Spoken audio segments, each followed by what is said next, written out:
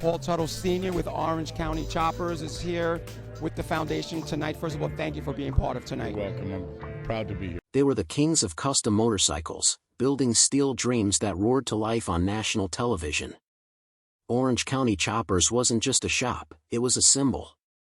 Fans tuned in weekly on Discovery Channel to watch engines roar, tempers explode, and legendary bikes take shape. But behind the cameras, the empire was cracking. Bankruptcy, lawsuits, addiction, and betrayal tore apart the family and the crew that once seemed unstoppable. Today, they're scattered across the country, each facing a reality far removed from the glory days of American Chopper. What happened to the Tuteles and the team who made Orange County Choppers a household name will shock you. Paul Tuttle Sr. was larger than life. Standing in the shop with his arms folded, sunglasses on, and a booming voice, he commanded respect. To fans, he was a TV star, a brand, a symbol of old-school toughness. To insiders, he was a man whose empire was slowly collapsing. By February 2018, the unthinkable happened. Paul Sr. filed for Chapter 13 bankruptcy, owing nearly $1,708,000 to almost 50 creditors. His assets? Just over $1.9 million. Earning $15,793 a month, he spent $12,612 just to keep afloat. The Montgomery, New York mansion that fans watched him build on TV went into foreclosure in 2019. He sold it for $1.5 million, less than half of what he had hoped. Every cent counted, even tools and farm animals went with the sale. Legal trouble didn't stop there. His former business partner, Thomas Derbyshire, sued him for fraud over a $3 million investment in a new show. Court filings painted a troubling picture, delaying filming for fishing trips, secretly reallocating budgets, and off-the-books deals for personal favors. By March 2020, he had left New York, closing the original OC shop and moving to Clearwater, Florida. Now 76, Paul Sr. still builds bikes and posts YouTube videos, clinging to the glory days, even if the fortune and trust are gone. Paul Jr. was the public face of OC's creative side, building iconic choppers that stunned the world. But fame came at a price. In 2008, tensions with his father erupted on national television. Paul Sr. fired him live, attempting to force him out of the 20% of Orange County Choppers he owned. The appraiser claimed Jr.'s stake was worthless. After years of legal battles, Jr. won the appeal in 2010, keeping his stake but losing trust and family bonds. He started over with Paul Jr. Designs in Ship Bottom, New Jersey, attracting big-name clients like Microsoft, Cadillac, and Mercedes-Benz. Yet the money troubles continued. By March 2018, Paul Jr. filed for Chapter 13 bankruptcy. With $1,708,000 in debt and a $51,308 tax burden, his mansion couldn't save him. Today, Paul Jr. still builds bikes and judges high-end competitions, but the empire he helped create has moved on without him. His net worth now sits at roughly $2 million. Mikey was the comic relief, the softer side of the chaos, but his biggest fight was with himself. Alcohol addiction forced him out of the shop entirely. Even after rehab, legal battles continued. In 2020, a photographer successfully sued Mikey and OC Choppers for copyright infringement, costing the family $258,484. Mikey's own real estate investments fared poorly, losing $90,000 on a home in Montgomery, New York. Today, Mikey keeps a lower profile. He returned to OC as assistant general manager, started Fark Products LLC selling pasta sauces, and opened an art gallery featuring his metal sculptures and paintings. Fame no longer drives him, real work does. Vinny D. Martino left OC in 2007 after 5 years of building some of the show's most iconic bikes. Paul Sr.'s cold farewell, "everyone's replaceable," didn't deter him.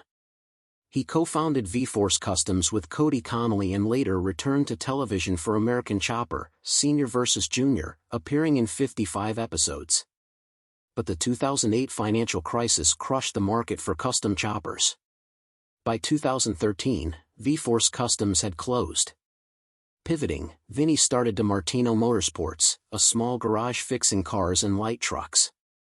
Today, his estimated net worth is $1 million, earned quietly, far from cameras, but entirely on his own terms. Rick Petco was the backbone of the shop. For 13 years, he commuted daily from Pennsylvania, enduring 3 hours in traffic to arrive at the chaos that was OCC. While Paul Sr. and Paul Jr. yelled, Rick quietly built bikes, earning $13,000 per episode. By 2016, he walked away, leaving the cameras and drama behind. Now, he handcrafts custom knives and wedding bands, running his own business called RPD & Company.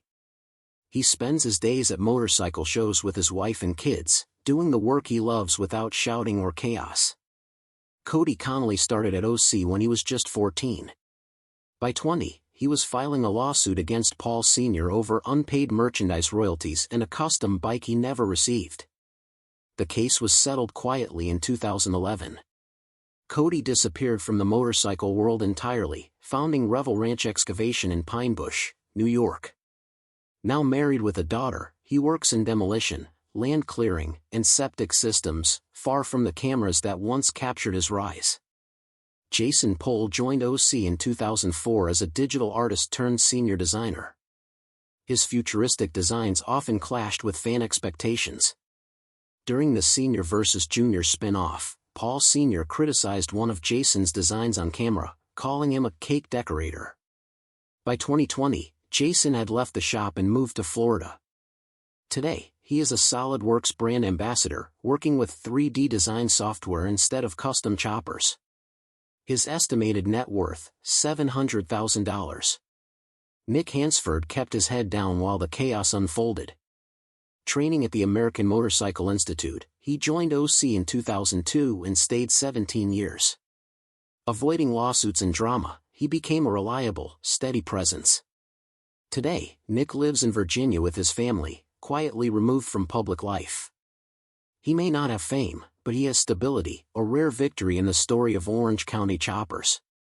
Christian Welter, born September 9, 1978, in New Jersey, joined OC as shop foreman and head mechanic. While Senior and Junior battled, Christian ensured bikes actually ran. After leaving OC in 2016, he remained out of the headlines. He drummed and even released a rushed album, but mostly stayed focused on work. No lawsuits, no bankruptcy, just years of steady craftsmanship. Daniel Tatul, Paul Sr.'s second oldest son, didn't appear on TV. But he almost burned down the empire by moving assets from OC Ironworks into a new company without paying creditors. In 2008, he faced a $500,000 fine, 10 times higher than his brother's. Yet he bounced back, creating Gabriel Steel and expanding from 35 to 69 employees by 2024. He even built the massive OC headquarters. While the spotlight shined elsewhere, Daniel quietly became one of New York's strongest steel business owners. Orange County choppers gave the world unforgettable bikes, unforgettable fights, and unforgettable drama. But behind the engine roars and camera flashes, life was far from easy. Some, like Paul Sr. and Jr., faced bankruptcy and betrayal. Others, like Mikey, battled addiction. A few, like Nick Hansford and Christian Welter, quietly thrived away from the spotlight. Daniel Tatul proved resilience can be built in silence. The story of Orange County choppers isn't just about motorcycles, it's about family, ambition, failure, and reinvention. From billion-dollar dreams to bankruptcy courts, each member's journey shows the high cost of fame and the quiet rewards of perseverance. The cameras are gone, the drama is over, but the engines keep roaring, just in different ways, in different garages, and in lives rebuilt from the wreckage of fame. Steve Morrow wasn't building bikes or starring on camera, but without him, the shop might have collapsed even sooner. As general manager, he handled logistics, budgets, client relations, and day-to-day operations. He was the one keeping orders straight while tempers flared on the shop floor. When Paul Sr. filed for bankruptcy in 2018, Steve was left to navigate the fallout. Unlike many, he avoided public scandals. Instead, he quietly helped reorganize the remaining assets and assisted the team in transitioning to Florida. Today, Steve lives a low-profile life, managing small business operations in Florida.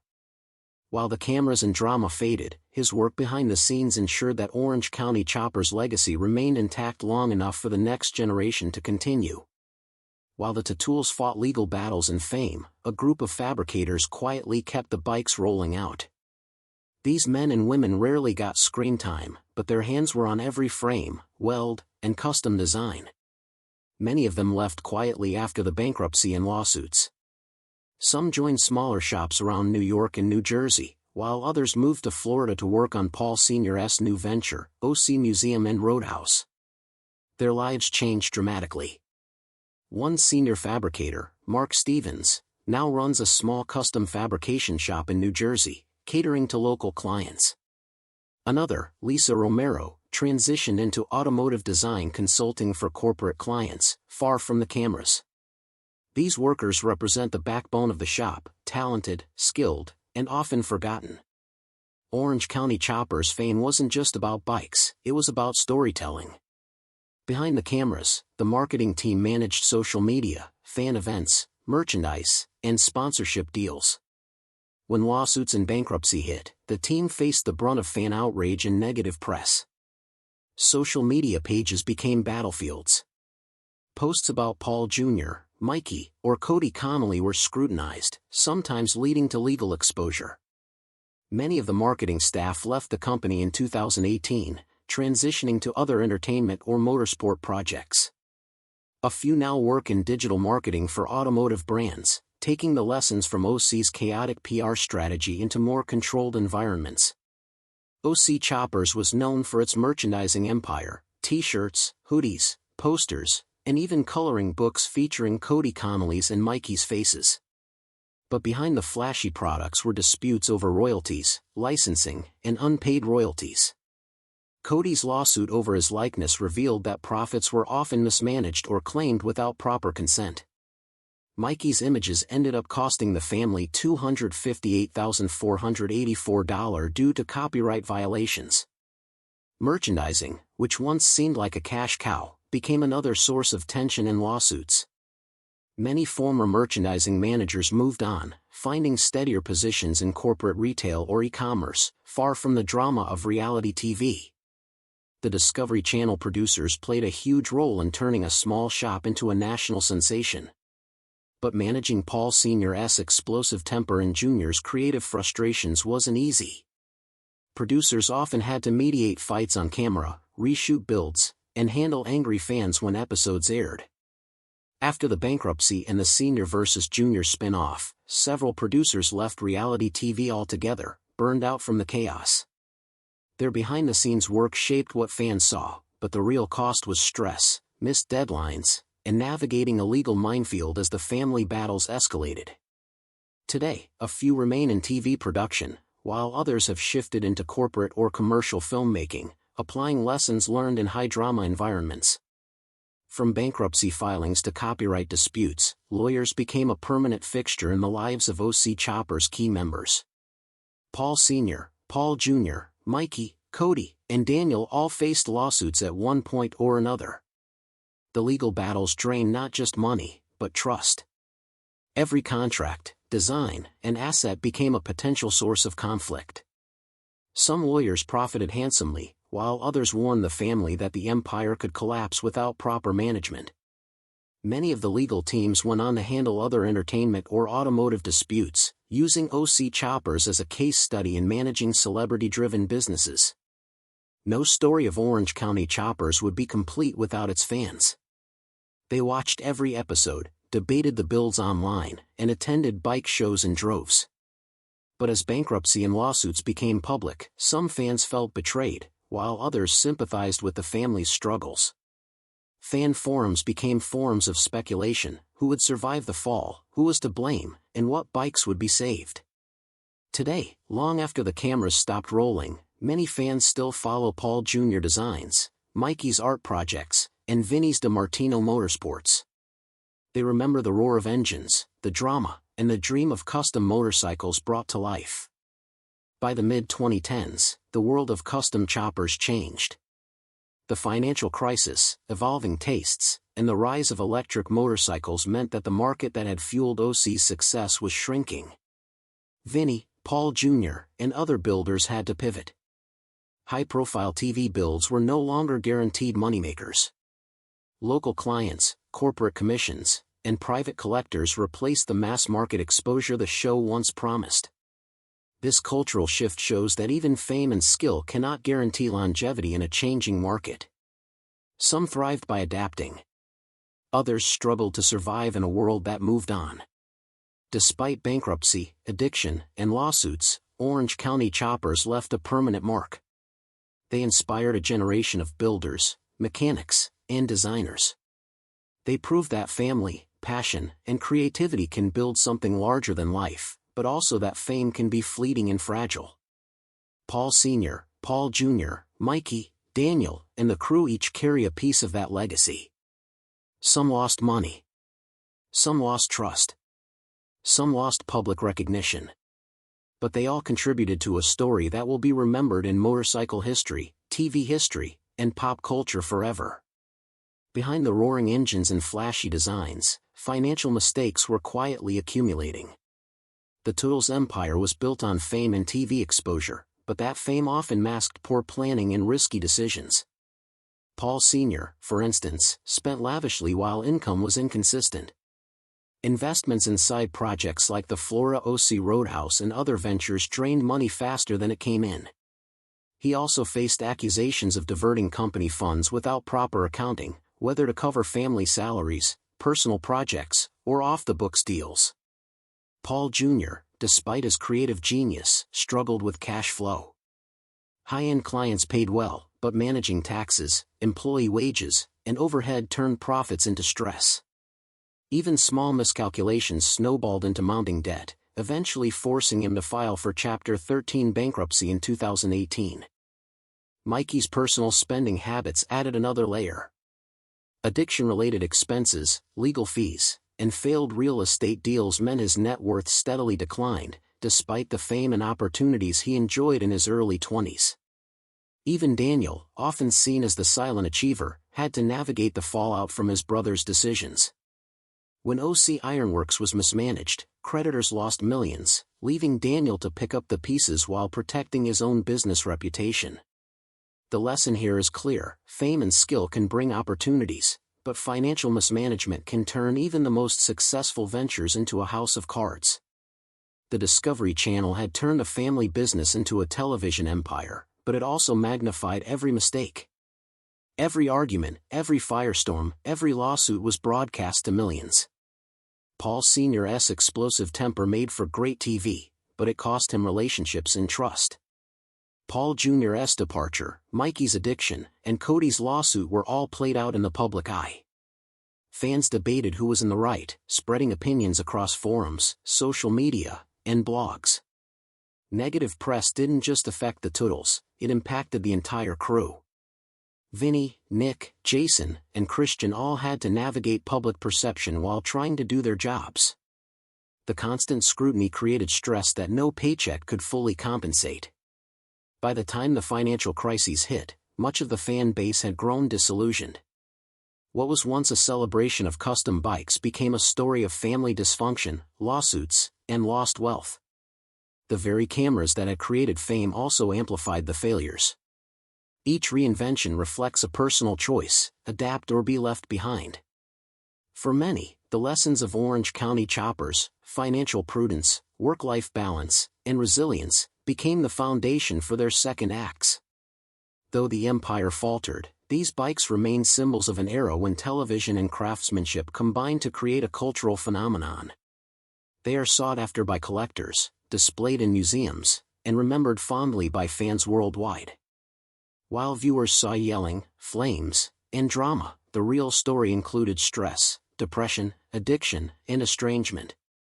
Mikey's struggles with alcohol, Paul Jr.'s legal battles, and Cody's disillusionment highlight the psychological cost of fame and family conflict. Paul Sr., despite financial recovery and ongoing projects, faced years of stress and personal battles. Even those who stayed out of the spotlight, like Nick Hansford and Christian Welter, witnessed tension daily, often silently absorbing the chaos around them. The saga shows that success isn't just financial, it's emotional, and the cost of public failure can last decades. Each path reflects resilience and reinvention. Some chose visibility, others opted for quiet, steady work. All illustrate that life after fame is a different kind of challenge, sometimes harder, sometimes more rewarding. Orange County Choppers wasn't just a reality TV show. It was a cultural touchstone. It captured family, ambition, creativity, and conflict in ways few shows ever have. Yes, there were bankruptcies, lawsuits, and personal struggles. But the story also tells of survival, reinvention, and passion. From the roaring engines to the silent workshops, the spirit of OC Choppers endures, not in headlines, but in the bikes, businesses, and lives rebuilt by those who lived through the chaos. Even decades later, fans remember the smell of burning metal, the roar of a new engine, and the drama that made American Chopper more than a show. It became a phenomenon. Orange County Choppers may have fallen from its TV pedestal, but its legacy is alive in every rebuild, every exhibition, and every garage where someone dares to dream and steal. Even as lawsuits and bankruptcies dominated headlines, the fans remained a constant presence. For many, Orange County Choppers wasn't just a TV show, it was an introduction to a culture of craftsmanship, rebellion, and creativity. Fan conventions, bike shows, and meet and greets became sacred rituals. People traveled hours, sometimes across states, to see the bikes up close, meet the builders, and experience the roar of engines in person. The tools' arguments and drama often became part of the attraction. Viewers didn't just watch builds, they watched a family dynamic unfold in real time. Even years later, Paul Jr. Designs and Vinnie D. Martino's garages see the same type of loyalty. Fans follow social media accounts, attend local events, and collect memorabilia. Some fans still consider owning an OC Chopper custom build as owning a piece of modern Americana. This sense of community has helped sustain the builders, even as mainstream fame faded. It's proof that the heart of Orange County Choppers wasn't just in steel and engines, but in the people who cherished it. While the story of OC Choppers is rooted in New York, its influence reached far beyond American borders. Custom motorcycle culture saw a resurgence worldwide, inspired by the dramatic builds and bold designs shown on TV. Paul Jr.'s corporate commissions introduced global brands to American chopper culture.